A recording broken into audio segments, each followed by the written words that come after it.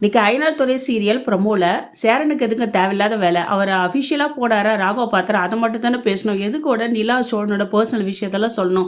எப்பயுமே ஒருத்தர் பர்சனல் விஷயம் அடுத்தவங்கிட்ட ஷேர் பண்ணுறதே தப்பு. அது ஒரு குடும்பத்தில் நடந்த விஷயம் தானே. சேரன் வந்து நீங்கள் கேட்டிங்கன்னா அது நியாயமானதில் அவர் பேசுனது எல்லாமே தப்பு தான். வீட்டுக்கு எவ்வளோ பொறுப்பான ஆளாகிறாரு, ஒரு தகப்ப ஸ்தானத்தில் எல்லாரையும் பார்த்துக்கிறாரு. ஆனால் கொஞ்ச நேரத்தில் ஒரு முட்டாளாக செயல்பட்டார். அதை நினச்சா ரொம்ப கவலையாக இருக்குது. ஏன் நிலா கோவப்பட மாட்டாங்க?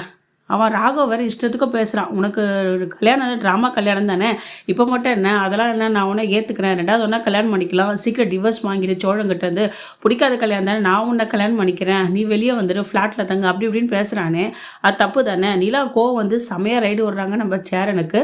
சோனுக்கு என்ன நடந்ததுன்னு புரியல. அவரும் போய் செமையாக ராகுனை வெளியே கூப்பிட்டு, என்னடா ஒரு வேலைக்கு வந்தால் ராவல்லாம் என் பொண்டாட்டியை தனியாக நிற்க வச்சு அவ்வளோ நேரம் கேள்வியாக கேட்பேன், அவன் என் பொண்டாட்டி தாண்டா, இப்போ என்னடா பண்ணுவேன், தனியாக ஃப்ளாட் அமைச்சாரான்னு சொல்கிறேன், நாங்கள் 2 பேரும் லவ் பண்ணுறோம், நாங்கள் 2 பேரும் ஹஸ்பண்ட் ஒய்ஃப், உனக்கு என்னடா வந்துச்சுன்னு சொல்லிட்டு நல்லா சாத்துறாதான் நினைக்கிறேன்.